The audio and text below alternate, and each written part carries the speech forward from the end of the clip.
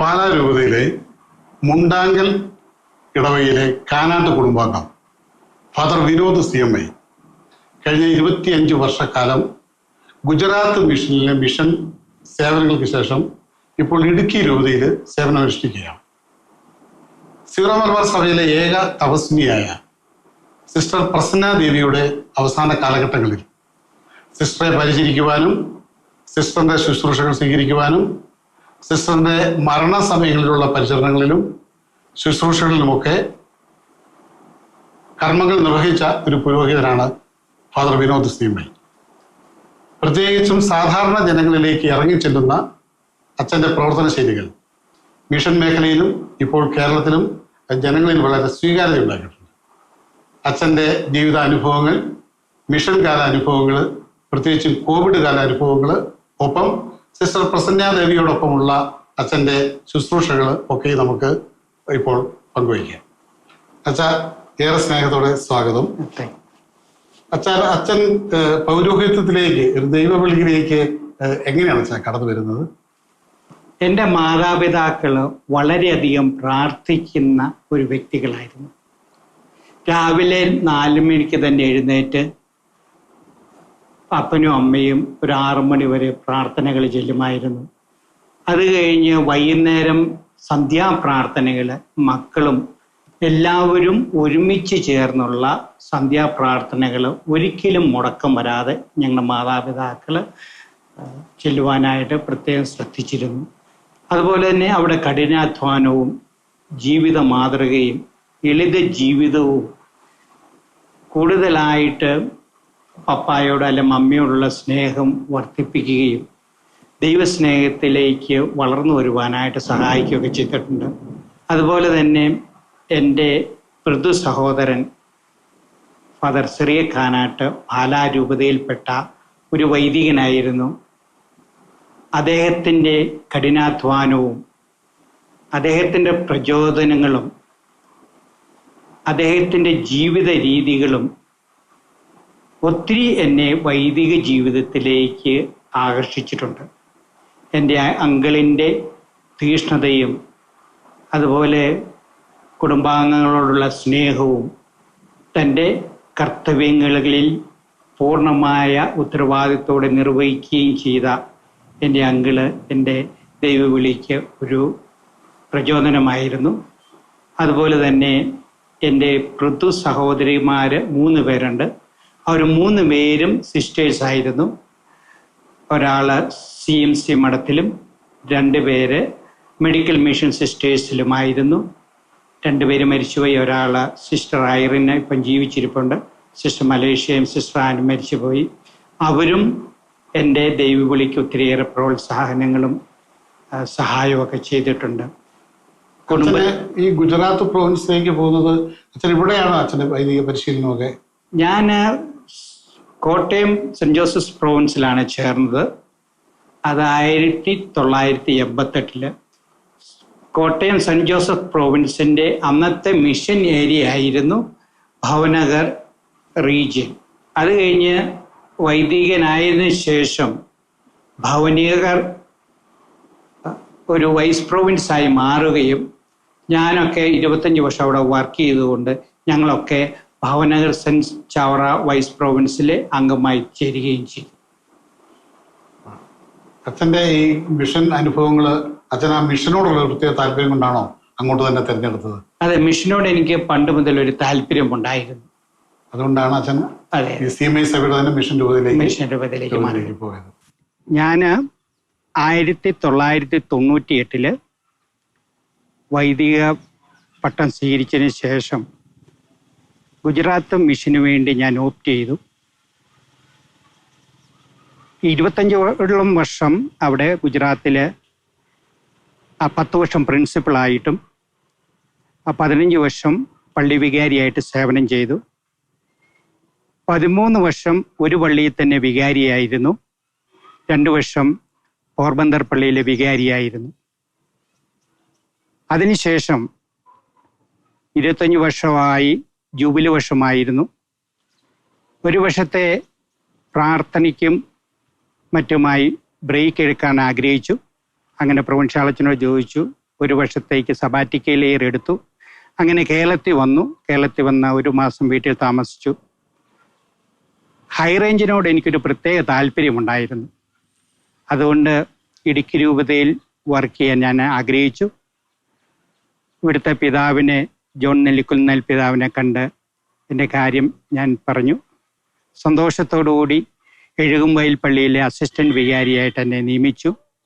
11 മാസത്തിന് ശേഷം ഇടുക്കി രൂപതയുടെ ധ്യാനകേന്ദ്രമായ കരുണയിലേക്ക് ആധ്യാത്മിക ഗുരുവായും അതുപോലെ തന്നെ ചേമ്പളംപള്ളി വികാരിയായിട്ടും എന്നെ നിയമിച്ചു. ഇപ്പം ചേമ്പളംപള്ളി വന്നിട്ട് ഏകദേശം 5 മാസത്തോളമായി. അച്ഛന് ഇങ്ങനെ ഈ സീറോ മലബാർ സഭയിലെ ഏക തപസ്വിനിയായ സിസ്റ്റർ പ്രസന്നാദേവിയുമായി വളരെ അടുത്ത ബന്ധമുണ്ടായിരുന്നു. അവരുടെ ആശ്രമത്തിലെ നിത്യ സന്ദർശകനായിരുന്നു. അവർക്ക് കുദാശ ജീവിതം കൊടുക്കുന്ന പുരോഹിതനായിരുന്നു. അവരുടെ അവസാന കാലഘട്ടങ്ങളിലൊക്കെ അവരുടെ മരണവും മരണാനന്തര കർമ്മങ്ങളും എല്ലാ അച്ഛനാണ് നിർവഹിച്ചത്.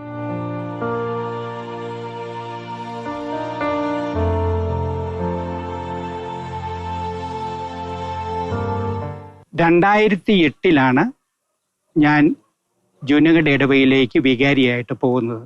അതിനു മുമ്പ് പ്രസന്നാദേവിയെക്കുറിച്ച് ഞാൻ കേട്ടിട്ടുണ്ടായിരുന്നു, പക്ഷെ ഒരിക്കലും അവിടെ പോയിട്ടില്ലായിരുന്നു. ഗിർവനം എന്ന് പറയുന്നത് ഏഷ്യാറ്റിക് ലയൺസിന്റെ റിസർവ്ഡ് ഫോറസ്റ്റ് ആണ്. ഇപ്പോൾ ഏകദേശം 650ഓളം സിംഹങ്ങൾ ആ കാട്ടിൽ വസിക്കുന്നുണ്ട്. പ്രസന്നാദേവി 1974 ജനുവരി 1 ജൂനഗഡിലെത്തി. ഒരു ഏകദേശം 6 മാസത്തോളം കാലം ജടാശങ്കർ എന്നൊരു സ്ഥലത്ത് ഗുഹയിൽ തപസ് അനുഷ്ഠിച്ചു. ആ സമയത്ത് ഭയങ്കര വരൾച്ചയുണ്ടായി, വെള്ളത്തിനെല്ലാം ബുദ്ധിമുട്ടായി. അതുകൊണ്ട് പ്രസന്നാദേവി ഹിമാലയത്തിലേക്ക് പോകാൻ തീരുമാനിച്ചു. അങ്ങനെ ഒരു ദിവസം നിൽക്കുമ്പോൾ ഒരു അപരിചിതനായ ഒരു വ്യക്തി സിസ്റ്ററിനെ കണ്ട് ചോദിച്ചു, സിസ്റ്റർ എന്താ വിഷമിച്ച് നിൽക്കുന്നതെന്ന്. അപ്പം സിസ്റ്റർ കാര്യങ്ങളൊക്കെ പറഞ്ഞു. ഈ അപരിചിതനായ വ്യക്തി സിസ്റ്ററിനെ കൂട്ടിക്കൊണ്ടുപോയി ഇപ്പം താമസിക്കുന്ന സ്ഥലം കാണിച്ചു കൊടുത്തു. ഇപ്പോഴും താമസിക്കുന്ന സ്ഥലത്തിന് തൊട്ട് മുൻപിൽ ഒരു ചെറിയ നദിയുണ്ട്. ഈ 12 മാസവും ഈ നദിയിൽ വെള്ളമുണ്ട്. അങ്ങനെയാണ് അവിടെ സിസ്റ്റർ വരുന്നത്. താൽക്കാലികമായിട്ട് അവിടെ ഒരു വീട് കെട്ടുകയും അവിടെ താമസിക്കുകയും ചെയ്തു. അതായത് ഇല കൊണ്ടുള്ള വീടായിരുന്നു ഉണ്ടാക്കിയിരുന്നത്. ആദ്യകാലങ്ങളിലൊക്കെ സിസ്റ്ററിന് ഭയങ്കര ബുദ്ധിമുട്ടായിരുന്നു. എന്നോട് പറഞ്ഞിട്ടുണ്ട് 3 ദിവസം ഭക്ഷണം കഴിക്കാതെ ഇരുന്നിട്ടുണ്ട്. അപ്പം പള്ളിയിലേക്ക് വരാൻ വണ്ടിക്കൂലി ഇല്ലാത്ത കാരണം കാടിറങ്ങി നടന്ന് പള്ളിയിലോട്ട് എത്തിയിട്ടുണ്ട്. അങ്ങനെയുള്ള ഒരു ഒത്തിരിയേറെ ബുദ്ധിമുട്ടുകളും പ്രയാസങ്ങളും ഒക്കെ സഹിച്ചാണ് സിസ്റ്റർ വനത്തിൽ പ്രാർത്ഥനയും തപശ്ചര്യയുമായിട്ട് കഴിഞ്ഞുകൂടിയത്. സിസ്റ്റർ പ്രസന്നാദേവി ഏഴുമുട്ടം കുന്നപ്പള്ളിയിൽ കുടുംബാംഗമാണ്. തപസ്സിനോട് വളരെയേറെ താല്പര്യമുള്ള ഒരു സ്ത്രീയായിരുന്നു പ്രസന്നാദേവി. സ്കൂളിൽ പഠിച്ചിരിക്കുന്ന കാലത്ത് തന്നെ ആരും അറിയാതെ വീട്ടിൽ നിന്ന് പോയി പറമ്പിലൊക്കെ പോയിരുന്ന് ധ്യാനിച്ച് ഒരു പ്രത്യേകമായ അഭിരുചി വളർത്തിയെടുത്ത ഒരു സിസ്റ്ററായിരുന്നു പ്രസന്നാദേവി. പ്രസന്നാദേവി തൻ്റെ 12ാം ക്ലാസ്സിന് ശേഷം ഒരു സന്യാസ സഭയിൽ ചേർന്ന്. ഫ്രഞ്ച് കോൺഗ്രിഗേഷൻ ആയിരുന്നു. സിസ്റ്റർ നോഷ്യേറ്റ് ആയിരുന്നപ്പം ഈ ഫ്രഞ്ച് കോൺഗ്രിഗേഷനിലെ ഇന്ത്യയിലെ സഭ ഇന്ത്യയിലെ ഹൗസ് അടച്ചുപൂട്ടി. ബാക്കി ഉള്ള സിസ്റ്റേഴ്സൊക്കെ വേറെ മഠങ്ങളിലേക്ക് പോയി. സിസ്റ്റർ പ്രസന്നാദേവിക്ക് ഇന്ത്യൻ സന്യാസത്തിനോട് വളരെയേറെ അഭിനിവേശമുണ്ടായിരുന്നു. അതുകൊണ്ട് പല ആശ്രമങ്ങൾ താമസിക്കുകയും കറങ്ങിത്തിരിഞ്ഞ് അവസാനം ജൂനഗഡിൽ എത്തുകയും ചെയ്യുന്നത്. അതായത് പ്രസന്നാദേവിക്ക് ഏറ്റവും കൂടുതൽ സപ്പോർട്ടായിരുന്നത് ഹിന്ദുക്കളാണ്. ഏറ്റവും കൂടുതൽ ആൾക്കാർ ഹിന്ദുക്കളാണ് പ്രസന്നാദേവിയുടെ ശിഷ്യരായിട്ടുണ്ടായിരുന്നത്. ഉദാഹരണമായിട്ട് പ്രസന്നാദേവിക്ക് വീട് വെച്ചു കൊടുത്തത് ഹിന്ദുക്കളാണ്. അവർ പൈസ പിരിവെടുത്ത് ഈ 2.5 കിലോമീറ്റർ വനത്തിൽ കൂടെ നടന്ന് ഇഷ്ടികയും ഓടും മണലും ഇതെല്ലാം അവർ തലച്ചമടെ കൊണ്ടുവന്ന് വനത്തിൽ കൊണ്ടുവന്ന് സിസ്റ്ററിന് വീട് പണിത് കൊടുക്കുകയാണ് ചെയ്തത്. എപ്പോഴും സിസ്റ്ററിൻ്റെ അടുത്ത് ഹിന്ദുക്കൾ വരുമായിരുന്നു. പ്രസന്നാദേവി എപ്പോഴും തൻ്റെ സുഹൃത്തുക്കളോട് യേശുവിൻ്റെ സന്ദേശം പറഞ്ഞു കൊടുക്കുമായിരുന്നു. ആരെയും മാമോദിസ മുക്കിയിട്ടില്ലെങ്കിലും വളരെയധികം ആൾക്കാർക്ക് ക്രിസ്തുവിനെ പറഞ്ഞു കൊടുത്തൊരു വ്യക്തിയാണ് സിസ്റ്റർ പ്രസന്നാദേവി. നമുക്കറിയാം, പലപ്പോഴും പലരും വേദനകൾ കൊണ്ട്, ബുദ്ധിമുട്ടുകൊണ്ട്, അവരുടെ മാനസിക പ്രശ്നം കൊണ്ട് സിസ്റ്ററിൻ്റെ അടുത്ത് ചെല്ലാറുണ്ട്. അപ്പം സിസ്റ്റർ അവർക്ക് നല്ല ഉപദേശങ്ങൾ കൊടുക്കുകയും യേശുവിൻ്റെ മാതൃക പിന്തുടരാനൊക്കെ സിസ്റ്റർ അവരോട് ആവശ്യപ്പെടുകയൊക്കെ ചെയ്തു. സിസ്റ്റർ എന്നോട് പറഞ്ഞതനുസരിച്ച് ഒരു 5-8 പേരെങ്കിലും ആത്മഹത്യ ചെയ്യാൻ വേണ്ടി വനത്തിൽ വന്നിട്ട് സിസ്റ്ററിൻ്റെ അടുത്ത് വന്ന് ആത്മഹത്യ ചെയ്യാതെ പോയവരുണ്ട്. പിന്നെ ബുദ്ധിമുട്ടുകൾ, പ്രയാസങ്ങളൊക്കെ ഉള്ള ഒത്തിരി ആൾക്കാർക്ക് സിസ്റ്റർ എപ്പോഴും സാന്ത്വനം നൽകാറുണ്ടായിരുന്നു. കുട്ടികളില്ലാത്ത പല കപ്പിൾസും സിസ്റ്ററിൻ്റെ അടുത്ത് വരികയും സിസ്റ്റർ അവരുടെ മേൽ പ്രാർത്ഥിക്കുകയും പലർക്കും കുട്ടികളൊക്കെ ഉണ്ടാകുകയൊക്കെ ചെയ്തു. അപ്പം സിസ്റ്ററിനെ ഒരു വിശുദ്ധയായിട്ടാണ് ഈ ജനങ്ങൾ കണ്ടിരുന്നുകൊണ്ടിരുന്നത്. സിസ്റ്ററിൻ്റെ അടുത്ത് വരുമ്പോൾ തന്നെ ഒരു ആത്മീയ ആനന്ദം അവർക്കുണ്ടാകും എന്നാണ് അവർ എന്നോട് പലപ്പോഴും പറഞ്ഞുകൊണ്ടിരുന്നത്. അപ്പം സിസ്റ്റർ പള്ളിയിലായിരുന്നപ്പോൾ പോലും അവസാന കാലത്ത് വളരെ അധികം ആൾക്കാർ സിസ്റ്ററിനെ കാണാൻ വരുമായിരുന്നു. അവർ സിസ്റ്ററിൻ്റെ ഒരു ദർശനം, സിസ്റ്റർ ഒന്ന് കണ്ടാൽ മതി, അപ്പം തന്നെ മനസ്സിന് സുഖം ഉണ്ടാവും എന്നൊക്കെ പറഞ്ഞാണ് പലരും വന്നുകൊണ്ടിരുന്നത്. ഞാൻ 2008 ജൂണിലാണ് സിസ്റ്റർ ജുനഗഡ് പള്ളിയിലെ വികാരിയായിട്ട് ചെല്ലുന്നത്. അന്ന് മുതലാണ് സിസ്റ്റർ എനിക്ക് നേരിട്ടുള്ള പരിചയം. അപ്പം സിസ്റ്ററിന് ശാരീരികമായ ബുദ്ധിമുട്ടുകൾ ഉള്ളത് കാരണം ആ സിസ്റ്ററിനോട് ഞാൻ ആദ്യത്തെ ഞായറാഴ്ച കഴിഞ്ഞപ്പം പറഞ്ഞു, സിസ്റ്റർ ഇനി ഞായറാഴ്ച പള്ളി വരണ്ട, എല്ലാ ഞായറാഴ്ചകളിലും സിസ്റ്ററിന് ഞാൻ വന്ന് കുർബാന ചൊല്ലി തന്നേക്കാം. അതനുസരിച്ച് ഞാൻ എല്ലാ ഞായറാഴ്ചകളിലും 11 മണിയാകുമ്പം ഈ വനത്തിൽ കൂടെ നടന്ന് സിസ്റ്ററിൻ്റെ അടുത്തെത്തുകയും കുർബാന അർപ്പിക്കുകയൊക്കെ ചെയ്യുമായിരുന്നു. ഞാൻ നേരത്തെ പോയി സിസ്റ്ററിൻ്റെ അടുത്ത് 1/2 മണിക്കൂർ 1 മണിക്കൂർ ഈ സ്പിരിച്വൽ ഷെയറിംഗ് ഒക്കെ നടത്തുമായിരുന്നു. സിസ്റ്ററിൻ്റെ ഉപദേശങ്ങളും സിസ്റ്ററിൻ്റെ ജീവിതചര്യകളും എന്നെ വളരെയേറെ ആകർഷിച്ചിട്ടുണ്ട്. എൻ്റെ ജീവിതത്തിൽ കുറേയൊക്കെ പരിവർത്തനങ്ങൾക്ക് കാരണമായത് സിസ്റ്ററിൻ്റെ ഉപദേശങ്ങളും സിസ്റ്ററിൻ്റെ ജീവിത രീതിയുമാണ്. സിസ്റ്റർ 2014 ആരോഗ്യ പ്രശ്നങ്ങൾ കാരണം എടവപ്പള്ളിയിലേക്ക് വന്നു. ഞാൻ 2014 എനിക്ക് ട്രാൻസ്ഫറായി. 2008 മുതൽ 2014 വരെ ജുനഗഡ് പള്ളിയിലായിരുന്നു. പിന്നെ ഞാൻ പോർബന്ദർ പള്ളിയിലേക്ക് ട്രാൻസ്ഫറായി പോയി. ഞാൻ 2016 തിരിച്ചു വന്നു. തിരിച്ചു വന്നു കഴിഞ്ഞപ്പോൾ സിസ്റ്റർ ഓൾറെഡി പള്ളിയിലുണ്ട്.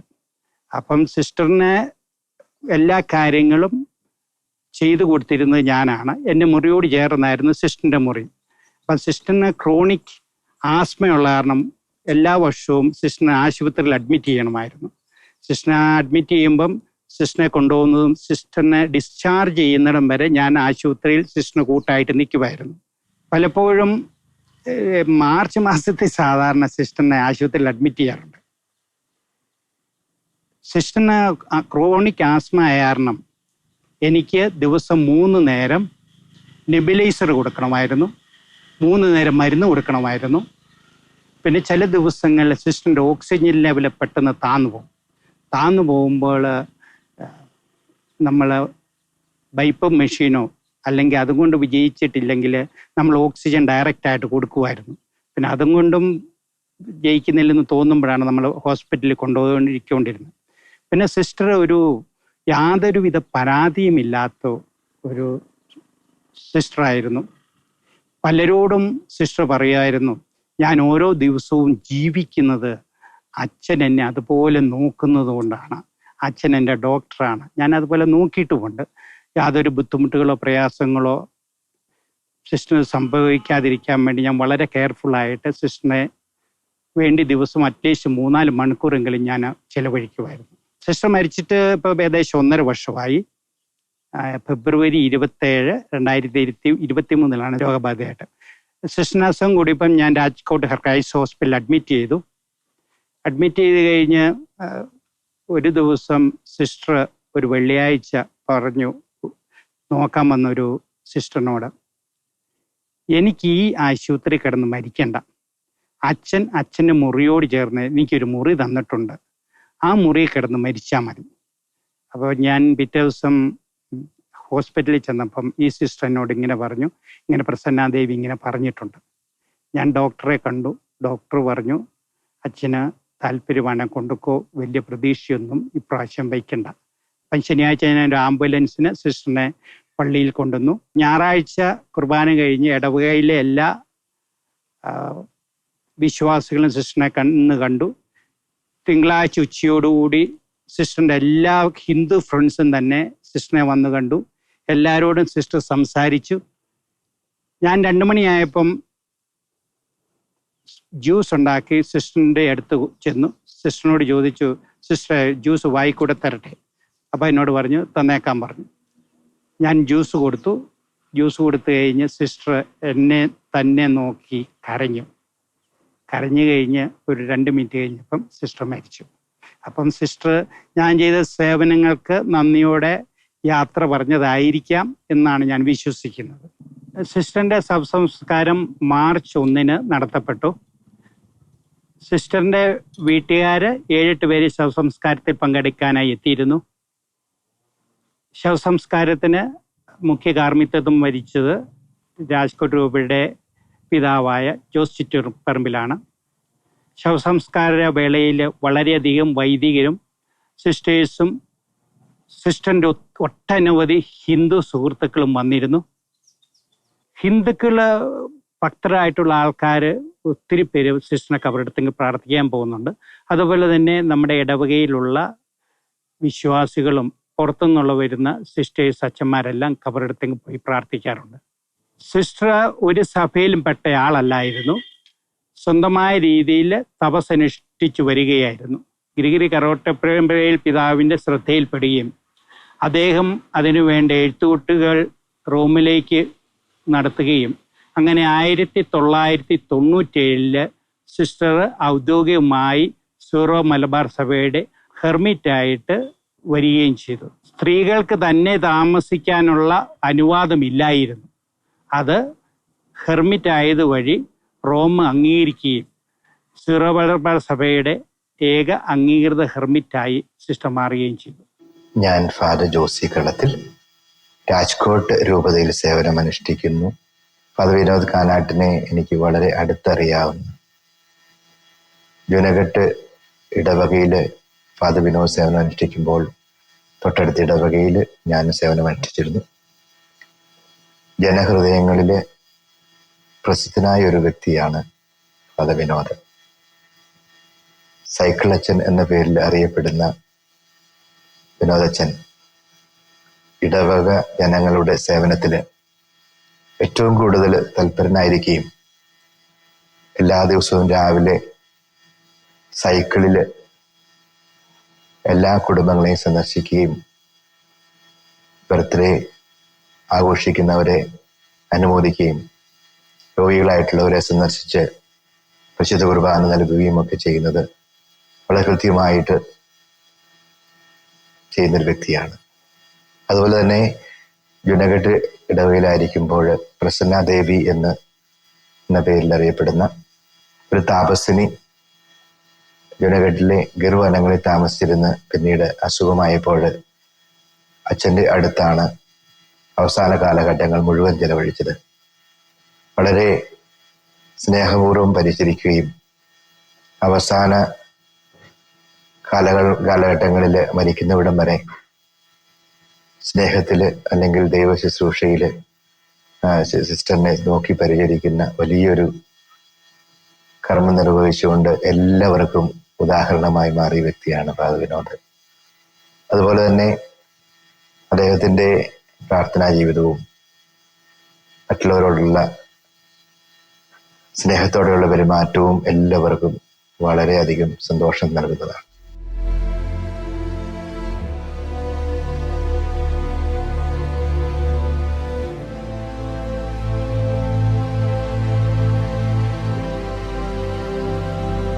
കോവിഡ് തുടങ്ങിക്കഴിഞ്ഞു കഴിഞ്ഞപ്പോൾ ഗവൺമെൻറ്റിൻ്റെ നിർദ്ദേശമനുസരിച്ച് നമ്മൾ പള്ളി പൂട്ടി. പള്ളിയിൽ കുർബാനയോ മറ്റ് കാര്യങ്ങളോ ഒന്നുമില്ലായിരുന്നു. കോവിഡ് 2-3 ആഴ്ചയ്ക്കകം മാറുമെന്നുള്ള പ്രതീക്ഷയിലിരുന്നു. പക്ഷേ അത് കൂടുകയാണ് ചെയ്തത്. ഇങ്ങനെയുള്ള അവസരങ്ങളിൽ ഇടവയിലുള്ള വിശ്വാസികൾക്ക് വിശുദ്ധ കുർബാന സ്വീകരണം എന്നിവയൊക്കെ മുടങ്ങുന്നത് കണ്ടു. ഞാൻ വിചാരിച്ചു അങ്ങനെയാണെങ്കിൽ എല്ലാ വീടുകളിലും പോയി വിശുദ്ധ കുർബാന കൊടുക്കുന്നത് നന്നായിരിക്കും എന്ന് വിചാരിച്ചുകൊണ്ട് ഞാൻ എല്ലാ വീടുകളിലും വിശുദ്ധ കുർബാനയും കൊണ്ട് സൈക്കിളിൽ പോയി വീടുകളിൽ പെനിറ്റൻഷ്യൽ സർവീസ് നടത്തി കോവിഡ് തീർന്ന് പള്ളി തുറക്കുന്നത് വരെ മാസത്തിൽ 2 പ്രാവശ്യം എല്ലാ വീടുകളിലും പോയി വിശ്വാസികൾക്ക് മുഴുവൻ വിശുദ്ധ കുർബാന നൽകിയിരുന്നു. അതായത് ഞങ്ങളുടെ ഇടവകയിൽ, ജുനഗഡ് ഇടവകയിൽ ഒരു കുടുംബമുണ്ടായിരുന്നു. ഭാര്യയും ഭർത്താവും 2 മക്കള്. ജോൺ ഭായി എന്നാണ് പേര്. ജോൺ ഭായി നമ്മുടെ ട്രാൻസ്പോർട്ട് ബസ്സിലെ ഹെൽപ്പറായിരുന്നു. അതുകൊണ്ട് 2500 രൂപയെ പെൻഷൻ ഉണ്ടായിരുന്നുള്ളൂ. ഭാര്യ വീണ് നടുവിന് പ്രശ്നമായി ജോലികളൊന്നും ചെയ്യാൻ പറ്റാതെ കിടപ്പിലായിരുന്നു. അവരുടെ 2 മക്കള് 31 വയസ്സും 29 വയസ്സുമുള്ള 2 പെൺകുട്ടികളായിരുന്നു. 2 പേരും മെന്റലി റിട്ടാർഡഡ്. ആദ്യത്തെ കൊച്ച് ഒരു മൂവ്മെന്റും ഇല്ല, കസേരയിരുത്തിയാൽ അവിടെ ഇരിക്കും എന്നല്ലാതെ വേറൊരു മൂവ്മെന്റും ഇല്ല. 2ാമത്തെ കൊച്ച് 29 വയസ്സുള്ള കൊച്ച് മുട്ടയിൽ നീന്തും. ഇതായിരുന്നു ഈ കുടുംബത്തിന്റെ അവസ്ഥ. ഇവരെ സഹായിക്കാനായിട്ട് എനിക്കൊരു യൂത്തിന്റെ ഗ്രൂപ്പ് ഉണ്ടായിരുന്നു. കേരളത്തിൽ നിന്നുള്ള പെൺകുട്ടികളും ഒരു ആൺകുട്ടിയും അവർ ജുനഗഡ് അഗ്രികൾച്ചർ യൂണിവേഴ്സിറ്റിയിൽ പഠിക്കാൻ വന്നവരായിരുന്നു. ഒരു ദിവസം ഞാൻ ഈ കുടുംബത്തെക്കുറിച്ച് അവരോട് പറഞ്ഞു. അവർ പറഞ്ഞു ഞങ്ങൾ പോയി സഹായിക്കാം. എല്ലാ ഞായറാഴ്ചയും കുർബാന കഴിഞ്ഞ് ഈ 3 പെൺകുട്ടികളും നിഖിൽ എന്ന് പറഞ്ഞ ആളും ഞാനും പോകും. ഈ പെൺകുട്ടികളെ കുളിപ്പിക്കുകയും പെരയടിക്കുകയും വസ്ത്രം കഴുകുകയും ചെയ്തു കൊടുത്തിരുന്നു. അതുപോലെ തന്നെ ഞാനും നിഖിലും കൂടി പുറത്തുള്ള ക്ലീനിങ് ഒക്കെ നടത്തിയിരുന്നു. അങ്ങനെ ഇവരുടെ ജീവിതചര്യകളിൽ നമ്മൾ പള്ളി വളരെ കാര്യമായിട്ട് ഇടപെടുകയും അവർക്ക് വേണ്ടുന്ന എല്ലാ സഹായങ്ങളും നമ്മൾ ചെയ്തു കൊടുക്കുകയും ചെയ്തിരുന്നു. ഒരു പ്രാവശ്യം കോവിഡിന്റെ സമയമാണ്. രാവിലെ ഒരു 8 മണിയായപ്പം എനിക്ക് അയൽവക്കത്തെ ഒരാളുടെ ഫോൺ വന്നു. എസ്പെറൻസിയയെ വിളിച്ചിട്ട് കേൾക്കുന്നില്ല, അച്ഛൻ ഇവിടെ ഒന്ന് വരാവോ 8 മണിയായപ്പം. അപ്പം ഞാൻ ഒരു ഇടവക്കാരനെ വിളിച്ചു കഴിഞ്ഞ് പറഞ്ഞിങ്ങനെ ഫോൺ വന്നിട്ടുണ്ട്. അപ്പം ആ ഇടവക്കാരൻ്റെ വീട്ടിൽ അന്നൊരു കൂട്ടുകാരൻ വന്നിട്ടുണ്ടായിരുന്നു. ഉടനെ ആ ഇടവക്കാരൻ പറഞ്ഞു ഞാനിപ്പോൾ ഉടനെ ഡോക്ടറെയും കൂട്ടിക്കൊണ്ട് ഞാൻ പൊക്കോളാം. ചെന്നിട്ട് എന്നെ ഫോൺ വിളിച്ചു. പൾസൊന്നുമില്ല, അച്ഛന് വേണമെങ്കിൽ മെഡിക്കൽ കോളേജിൽ നിന്ന് കാർഡിയോളജിസ്റ്റിനെ വിളിച്ച് ചെക്ക് ചെയ്യിക്കാമെന്ന് പറഞ്ഞു. ഞാൻ പറഞ്ഞപ്പം പൾസില്ലെങ്കിൽ ചെക്ക് ചെയ്തിട്ട് കാര്യമൊന്നുമില്ല. അപ്പം 2 മണിയായപ്പം ഈ സഹോദരി ഞങ്ങൾ അടക്കിൻ്റെ ഇടയ്ക്ക് ഭർത്താവ് 2-3 പ്രാവശ്യം തല കറങ്ങി. അപ്പം നമ്മൾ ഓർക്കുന്ന ഭാര്യ മരിച്ചുള്ള വിഷമത്തിലായിരിക്കും. പുറത്തിറങ്ങി കഴിഞ്ഞപ്പോഴും എന്നോട് പറഞ്ഞു തല കറങ്ങുന്നെന്ന് പറഞ്ഞു. ഞാൻ അവിടെ ഒരു കസേരയിലിരുത്തി നാരങ്ങാവെള്ളവും പിന്നെ കുറേ ഗ്ലൂക്കോസ് പൊടിയൊക്കെ മേടിച്ച് കുറേ ബിസ്ക്കറ്റും ഒക്കെ മേടിച്ച് ഞാൻ പുള്ളിയെ പറഞ്ഞു വിട്ടു. പിറ്റേ ദിവസം രാവിലെ ഞാൻ വിളിച്ചു, എങ്ങനെയുണ്ടെന്ന് ചോദിച്ചു. ഒരു കുഴപ്പമില്ല അച്ഛാന്ന് പറഞ്ഞു. 3 ദിവസം കഴിഞ്ഞ് ഞാൻ 1-ാം തീയതി വീണ്ടും പുള്ളിയെ വിളിച്ചു. പുള്ളി ഫോൺ എടുക്കുന്നില്ല. ഞാൻ 5-6 പ്രാവശ്യം ഫോൺ വിളിച്ചു, പുള്ളിക്കാരൻ ഫോൺ എടുക്കുന്നില്ല. അപ്പം അയൽവക്കത്തെ ഒരു വീട്ടിൽ ഞാൻ വിളിച്ചു പറഞ്ഞു, ജോണിനെ വിളിച്ചിട്ട് ഫോണൊന്നും എടുക്കുന്നില്ല, പോയി അന്വേഷിക്കാവോ എന്ന് ചോദിച്ചു. അന്ന് അന്വേഷിക്കാമെന്ന് പറഞ്ഞു. പിറ്റേ ദിവസം രാവിലെ എന്നെ വിളിച്ചു പറഞ്ഞു ജോൺ അവിടെ ഭയങ്കരമായിട്ട് പനിച്ച് കിടപ്പുണ്ട് എന്ന് പറഞ്ഞു. അപ്പം ഞാൻ ഉച്ച കഴിഞ്ഞ് കോവിഡ് ടെസ്റ്റ് ചെയ്യാൻ വേണ്ടി പുള്ളി ആശുപത്രി റിക്ഷയ്ക്ക് കൊണ്ടുപോയി. കോവിഡ് ടെസ്റ്റ് ചെയ്തപ്പം പോസിറ്റീവാണ്. ഈ ജോണിനെ ഹോസ്പിറ്റലാക്കുമ്പോഴേക്കുന്നതിന് മുമ്പ് വീട്ടിൽ നിന്ന് ഇറങ്ങിയപ്പം ഈ വീട് ഞാൻ പൂട്ടിയിട്ട് 2 പെൺപിള്ളേരുള്ളതല്ല, ഒരാൾ ഇഴഞ്ഞ് നടക്കുന്നതായതുകൊണ്ട് ഞാൻ വീട് പൂട്ടിയിട്ട് അയൽവക്കത്തെ വീടിൻ്റെ മുറ്റത്ത് താക്കോലിട്ടിട്ട് പറഞ്ഞ് നിങ്ങൾ എടുക്കണ്ട, ഞാൻ വൈകിട്ട് വന്നോളാം. ഞാൻ വൈകുന്നേരം ഒരു 5 മണിയായപ്പം ഇവർക്കുള്ള ഭക്ഷണവും 2 സിസ്റ്റേഴ്സിനെയും കൂട്ടി ഇവരെ കുളിപ്പിക്കാനും ഭക്ഷണം കൊടുക്കാനൊക്കെ ആയിട്ട് വന്ന് കഥ തുറന്നപ്പോൾ മൂത്ത കുട്ടി മരിച്ചു കിടപ്പുണ്ട്. അപ്പം ഡോക്ടറെ വിളിച്ചു. ഡോക്ടർ പറഞ്ഞു ഓൾറെഡി മരിച്ചു. അത് കഴിഞ്ഞ് ഞാൻ 2-3 ഇടവക്കാരെ വിളിച്ചു. ഇടവക്കാർ വന്നു. ഞാൻ ഒരു 8 മണിയാകുമ്പം പറഞ്ഞു നിങ്ങൾ പൊക്കോ, ഞാൻ അതിൻ്റെ ബാക്കി കാര്യം നോക്കിക്കോളാം. നമ്മൾ കോവിഡ് ആയ കാരണം ആരും നിർബന്ധിക്കാനും പറ്റിയല്ലോ. ഞാനൊരു നേഴ്സിനെ വിളിച്ചു. നേഴ്സ് ബോഡി പാക്ക് ചെയ്തു. ഞാൻ 3-4 ഡ്രൈവർമാരെ, ഓട്ടോറിക്ഷ ഡ്രൈവർമാരെ വിളിച്ചു. നമ്മളൊരു ടെമ്പോ വാൻ കൊണ്ടുവന്ന് മരിച്ച കുട്ടിയെയും മരിക്കാത്ത കുട്ടിയെയും വണ്ടിയിലാക്കി ഞാൻ പള്ളിയിലേക്ക് കൊണ്ടുവന്നു. മരിച്ച കുട്ടിയെ ഒരു റൂമിൽ ഞാൻ കയറ്റി വെച്ചു, മരിക്കാത്ത കുട്ടിയെ വേറൊരു റൂമിൽ ഞാൻ വെച്ചു. എന്നിട്ട് ഞാനൊരു കസേരയിൽ ഒരു കുപ്പി വെള്ളവും വെച്ചിരുന്നു. രാവിലെ ഞാൻ 5:30 നോക്കിയപ്പോൾ ഈ പെൺകുട്ടി ആ വെള്ളം കുടിച്ചിട്ടുണ്ട്. ഉച്ചയ്ക്ക് ഓടുകൂടി ശവസംസ്കാരമൊക്കെ നടന്നു ഈ മരിച്ച മൂത്ത കൊച്ചിൻ്റെ. ഞാനും കുറേ 2 വണ്ടി ഇടവക്കാരും കൂടെ ഈ കൊച്ചിനെ മദർ തെരേസ ആശ്രമത്തിൽ കൊണ്ടുചെന്നാക്കി. ഇപ്പോഴും ആ കൊച്ച് ജീവിച്ചിരിപ്പുണ്ട്. കഴിഞ്ഞ 2 വർഷവും ഈ കുട്ടിയുടെ ബർത്ത്ഡേക്ക് ഞാൻ പോയിരുന്നു. മെയ് 5-ാം തീയതി 10 മണിയായപ്പം മെഡിക്കൽ കോളേജിൽ നിന്ന് എനിക്കൊരു ഫോൺ വന്നു. അത്യാവശ്യമായിട്ട് കുറേ മരുന്നുകൾ മേടിക്കണം, അതിൻ്റെ ലിസ്റ്റ് എനിക്ക് വാട്സപ്പിൽ അയച്ചു തന്നു. ഞാൻ മരുന്ന് മേടിക്കാനും മരുന്ന് കടയിലേക്ക് പോകുന്ന വഴി ഫോൺ വന്നു, ജോൺ ഭായ് മരിച്ചു. ഉടനെ തന്നെ ഞാനൊരു 3-4 പേരെ പറഞ്ഞു വിട്ട് ബോഡി പള്ളിയിൽ കൊണ്ടുവന്ന് പള്ളിമുറി വെച്ചു. കാരണം അതുപോലെ ജനങ്ങൾ മരിക്കുന്നുണ്ടായിരുന്നു. ചിലപ്പോൾ നമ്മൾ താമസിച്ച് കഴിഞ്ഞാൽ ചിലപ്പം ബോഡിയൊക്കെ മാറിപ്പോവും. അതുകൊണ്ട് ഉടനെ തന്നെ നമ്മൾ ബോഡി കൊണ്ടുവന്ന് പള്ളിമുറി വെച്ച് ഉച്ച കഴിഞ്ഞ് ശവസംസ്കാരം നടത്തി. ജുനഗഡിൽ നിന്ന് 87 കിലോമീറ്റർ ദൂരമുള്ള ഒരു സ്ഥലമാണ് വേരാവൽ. അവിടെ ഇന്ത്യൻ റയോൺസ് ഫാക്ടറി ഉണ്ട്, മത്സ്യത്തിന്റെ ബിസിനസ് ഒത്തിരിയുണ്ട്. ഇതിനോടനുബന്ധിച്ച് വളരെയധികം മലയാളികൾ വേരാവലിൽ ജോലി ചെയ്യുന്നുണ്ട്. അങ്ങനെയുള്ള ഒരു മലയാളി ഹിന്ദു സഹോദരന്റെ മകൻ 17 വയസ്സുള്ളയാള് എങ്ങനെയോ 3-ാം നിലയിൽ നിന്ന് വീണ് അബോധാവസ്ഥയിൽ ജുനഗഡ് ഹോസ്പിറ്റലിൽ കൊണ്ടുവന്നു. രാവിലെ ഏതോ 10 മണിക്ക് സംഭവിച്ചതാണ്. വൈകുന്നേരം രാത്രിയിൽ ഒരു 12 മണിയായപ്പം വേരാവലിൽ നിന്ന് ഒരു ക്രൈസ്തവ സഹോദരൻ എന്നെ വിളിച്ചു പറഞ്ഞു, ഇന്നയാളുടെ ഹൈന്ദവ സഹോദരന്റെ മകന് ജുനഗഡിലുള്ള ഒരു ഹോസ്പിറ്റലിൽ അഡ്മിറ്റാണ്, പറ്റുമെങ്കിൽ അച്ഛൻ നാളെ രാവിലെ പോയി ഒന്ന് കാണാമോ എന്ന് ചോദിച്ചു. ഞാൻ പറഞ്ഞു കുഴപ്പമില്ല. ഞാൻ പിറ്റേ ദിവസം കാലത്ത് ഒരു 9 മണിയായപ്പം ചെന്നു. ഈ ചെറുക്കന് ICUവിലാണ്, ബോധമൊന്നുമില്ല, മുഖത്തൊക്കെ ചോരയൊക്കെ ഉണങ്ങിയിരിപ്പുണ്ട്. അപ്പനും അമ്മയും പെങ്ങളും കട്ടിലിന് ചുറ്റും നിൽപ്പുമുണ്ട്, മടുത്തിട്ടുണ്ട്. അപ്പം ഞാൻ പറഞ്ഞു, ഞാൻ പള്ളിയിൽ നിന്ന് വരുന്ന അച്ഛനാണ്, പള്ളി ഇവിടുന്ന് ഒരു 500 മീറ്റർ ദൂരമേ ഉള്ളൂ, ചേട്ടാ വാ, എൻ്റെ കൂടെ വാ, പള്ളി വന്ന് ഫ്രഷ് ആയിട്ട് പോകാമെന്ന് പറഞ്ഞു. ആ ചേട്ടനെ ഞാൻ വിളിച്ചുകൊണ്ട് വന്നു. കുളിയൊക്കെ കഴിഞ്ഞപ്പം ഞാൻ പറഞ്ഞു, ഒരു കാര്യം ചെയ്യേ, ഒരു ഗസ്റ്റ് റൂം അവർക്ക് കൊടുത്തു. എപ്പം വേണേലും നിങ്ങൾ ഇവിടെ വന്ന് താമസിച്ചു, രാത്രിയിലോ പകലോ, നിങ്ങൾ ഇവിടുന്ന് പോകുന്നത് വരെ നിങ്ങൾക്ക് ഈ മുറി ഉണ്ടായിരിക്കും. ഈ 18 ദിവസം ഈ ചെറുക്കന്, ഈ കുട്ടി അബോധാവസ്ഥയിൽ ആശുപത്രി കിടന്നു. ഈ 18 ദിവസവും രാവിലെയും ഉച്ചയ്ക്കും വൈകിട്ടും ഇവരുടെ ഭക്ഷണം കൊണ്ട് കൊടുത്തിരുന്ന ഞാനാണ്.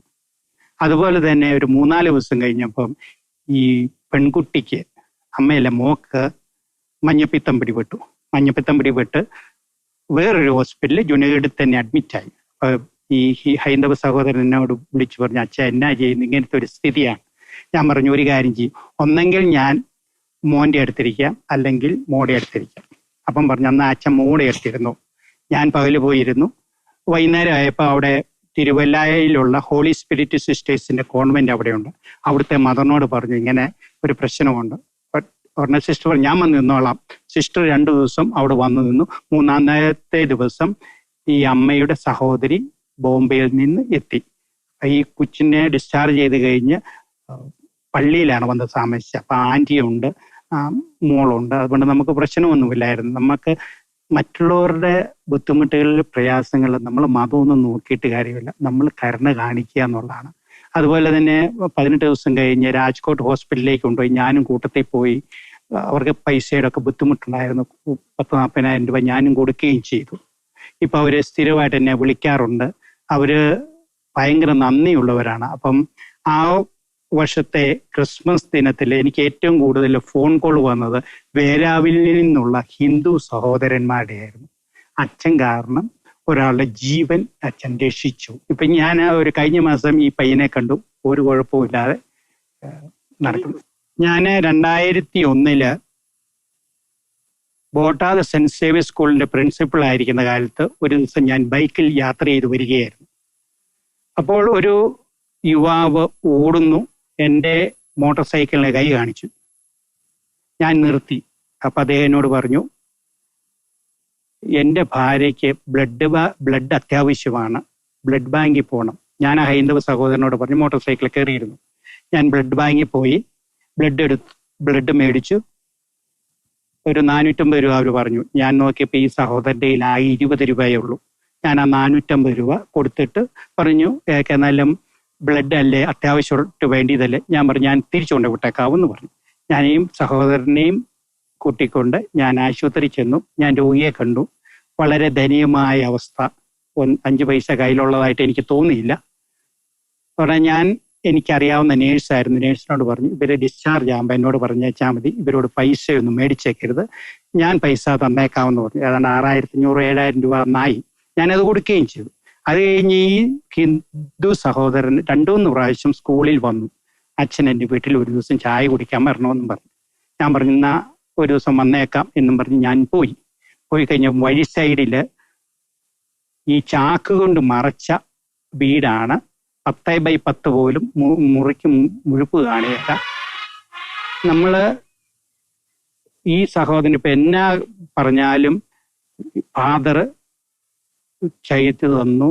ഫാദർ എന്നെ അറിയാത്ത ഫാദർ എൻ്റെ ആവശ്യത്തിന് എന്നോടുകൂടെ തന്നു, എൻ്റെ കൂടെ നിന്നു എന്നൊക്കെ എപ്പോഴും പറയും. എന്നെ ഇടയ്ക്കൊക്കെ വിളിക്കാറുണ്ട്. ഇപ്പം നന്നായിട്ടൊക്കെ പോകുന്നു. നമുക്ക് മനുഷ്യരുടെ ആവശ്യങ്ങളിൽ അവരോടൊപ്പം ആയിരിക്കുക, അവരെ സഹായിക്കുക.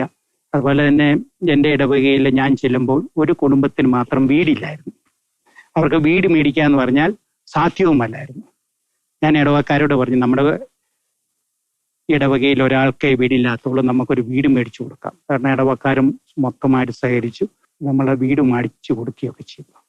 ഞാന് ഫ്രാൻസിസ് ഒഴാക്കൽ അച്ഛൻ, ഒരു CMI അച്ഛനാണ്. ഞാൻ രാജ്കോട്ട് രൂപതയില് ഗോണ്ടൽ വീച്ചിയ മിഷനിൽ കഴിഞ്ഞ ഒരു 40 വർഷമായിട്ട് വർക്ക് ചെയ്തുകൊണ്ടിരിക്കുന്ന ഒരു അച്ഛനാണ്. എന്റെ വളരെ അടുത്ത ഒരു സുഹൃത്താണ് വിനോദ് കാനാട്ടച്ഛൻ. അദ്ദേഹം ശരിക്കും ദൈവജനത്തിന്റെ ഗന്ധം മനസ്സിലാക്കി അവരോടൊപ്പം സഞ്ചരിക്കുന്ന ഒരു വന്യ വൈദികനാണ്. വളരെ കാലമായി ഗുജറാത്തിലെ ഭാവനഗർ, ജുനാഗഡ്, പോർബന്ദർ എന്നീ ഇടവകകളിൽ അവിടുത്തെ മനുഷ്യരോടൊപ്പം, പ്രത്യേകിച്ച് പാവപ്പെട്ടവരുടെയും സാധാരണക്കാരുടെയും കൂടെ സഞ്ചരിച്ച ഒരു വൈദികനാണ് വിനോദ്. കോവിഡ് കാലത്ത് അദ്ദേഹം ജുനഗഡിലായിരുന്നു. അന്ന് അവിടെ നടന്നൊരു സംഭവം ഞാൻ എപ്പോഴും ഓർക്കുന്നു. ആരാരുമില്ലാത്ത 2 സഹോദരിമാര് കോവിഡ് ബാധിച്ച് മരിച്ചു കഴിഞ്ഞപ്പോൾ അവരെ നോക്കുവാനോ അന്വേഷിക്കുവാനോ അവരുടെ ശവസംസ്കാരം നടത്താനോ പോലും ആരുമില്ലാതിരുന്ന ഒരു സമയത്ത് അവരുടെ കൂടെ നിന്ന് അവരുടെ ശവസംസ്കാരവും എല്ലാം നടത്തി ആ കുടുംബത്തെ സഹായിച്ച വിനോദിന്റെ നന്മയെ ഞാൻ ഓർക്കുകയാണ്.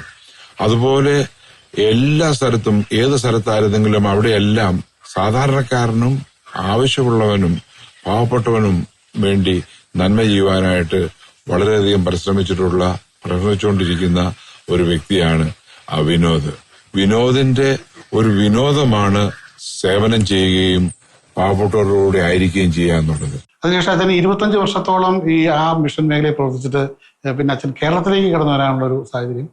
എൻ്റെ ജൂബിലി ഇയറാണ്, സിൽവർ ജൂബിലി ഇയർ ആയിരുന്നു കഴിഞ്ഞ വർഷം. അപ്പം 25 വർഷം കണ്ടിന്യൂസ് ആയിട്ട് ഒരു സ്ഥലത്തൊക്കെ ജോലി ചെയ്തു. ഒരു പള്ളിയിൽ തന്നെ 13 വർഷം ഉണ്ടായിരുന്നു.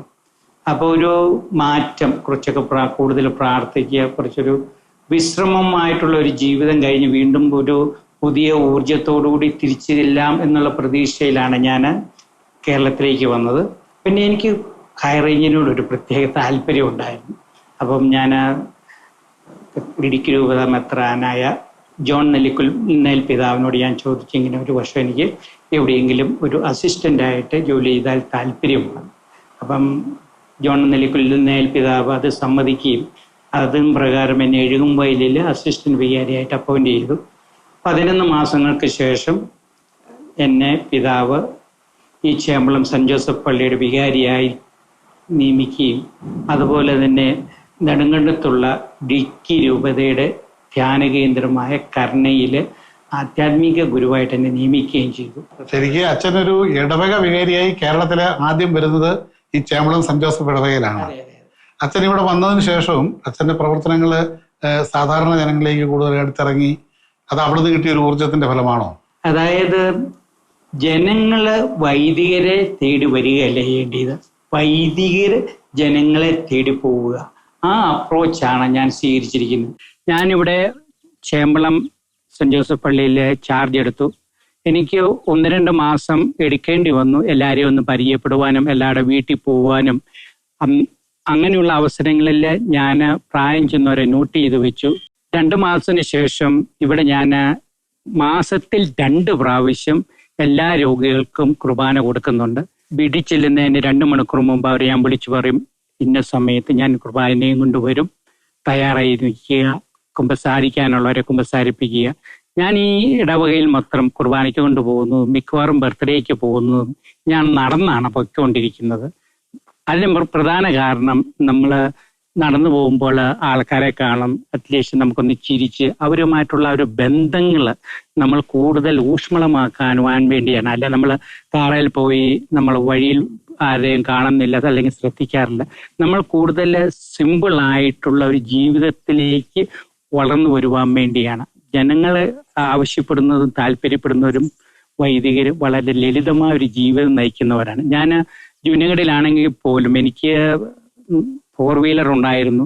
ഞാൻ സൈക്കിളാണ് എല്ലാ വീടുകളിലും പൊയ്ക്കൊണ്ടിരുന്നത്. ഞാൻ ദൂര സ്ഥലങ്ങളിലേക്ക് പോയിരുന്നത് പബ്ലിക് ട്രാൻസ്പോർട്ടിലാണ്, ST ബസ്സിന്, ട്രാൻസ്പോർട്ട് ബസ്സിനാണ് പൊയ്ക്കൊണ്ടിരുന്നത്. അപ്പം നമ്മുടെ ലാളിത്യം, നമ്മുടെ ജീവിത രീതി അതൊക്കെ ജനങ്ങളിൽ ഭയങ്കരമായിട്ട് സ്വാധീനം ചെലുത്തുന്നതാണ്. അതുപോലെ തന്നെ ഞാനിവിടെ വന്ന 2 മാസത്തിന് ശേഷം എല്ലാവരുടെയും ഇടവകങ്ങളുടെ എല്ലാവരുടെയും ബർത്ത്ഡേയുടെ ലിസ്റ്റ് ഉണ്ടാക്കി. അതനുസരിച്ച് എല്ലാ വീടുകളിലും അവരുടെ ബർത്ത്ഡേക്ക് ഞാൻ പോയി കാർഡ് കൊടുക്കുകയും വിഷ് ചെയ്യുകയും പ്രാർത്ഥിക്കുകയും അവരോടൊപ്പം ചില വീടുകളിൽ ഭക്ഷണം കഴിക്കാറുമുണ്ട്. പിന്നെ വേറൊരു കാര്യം ശ്രദ്ധിച്ചത്, പ്രായം ചെന്ന ആൾക്കാർക്ക് ഇത് കൂടുതൽ താല്പര്യമാണ്. കാരണം പലരുടെയും ബർത്ത്ഡേകളൊക്കെ ആഘോഷിക്കപ്പെട്ടിട്ടില്ല. കാരണം പ്രായം ചെന്നവർക്ക് അവരുടെ ഡേറ്റ് ഇംഗ്ലീഷ് മാസത്തിൽ അറിയാൻ മേല, അപ്പം മക്കൾക്ക് അതൊന്നും അറിയാൻ മേല. അതുകൊണ്ട് ഞാൻ പലയിടത്തും പോയി 1-2 വീടുകളിലൊക്കെ ബർത്ത്ഡേ അപ്പച്ചൻ്റെ അമ്മച്ചിയുടെ ഒക്കെ ആദ്യമേ ആഘോഷിക്കുന്നത്.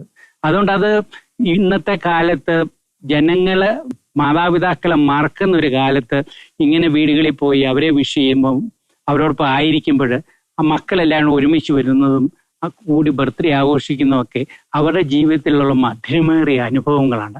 അതുകൊണ്ട് നമ്മളെപ്പോഴും പ്രത്യേകിച്ച് പ്രായം ചെന്നവരുടെയും ബർത്ത്ഡേക്കൊക്കെ പോവുക, അവരോടൊപ്പം ആയിരിക്കുക. കുറെ ബുദ്ധിമുട്ടുകളുണ്ട്. എല്ലാ ദിവസവും തന്നെ ബർത്ത്ഡേകളുണ്ട്. ചിലപ്പം 2, 3, ചിലപ്പം 4 ഒക്കെ കാണും.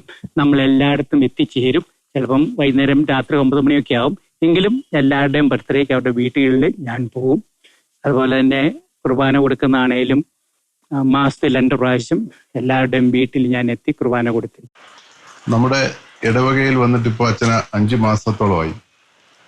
ഇവിടെ വന്നതിന് ശേഷം അച്ഛൻ നിരവധിയായ പ്രവർത്തന മേഖലകളാണ് അച്ഛൻ ഇവിടെ കാഴ്ചവെച്ചിട്ടുള്ളത്. പ്രത്യേകിച്ച് ഈ പിള്ളേരുടെ ബർത്ത്ഡേ ആഘോഷങ്ങൾക്ക് അച്ഛൻ എല്ലാ വീടുകളിലും കയറി അവരുടെ അനുഗ്രഹങ്ങളും പ്രാർത്ഥനയും കാർഡും കൊടുത്ത് അവരെ അനുഗ്രഹിച്ചിട്ടാണ് അച്ഛൻ പോകുന്നത്. എൻ്റെ വീട്ടിലും 2 പ്രാവശ്യം അച്ഛൻ വന്നു. അപ്പോൾ പിള്ളേരത് കാത്തിരിക്കുകയും അത് കഴിഞ്ഞിട്ട് അതിനെപ്പറ്റിയുള്ള ചർച്ചയും സന്തോഷവും നമുക്കും ഒരു അനുഭവം തന്നെയാണ്.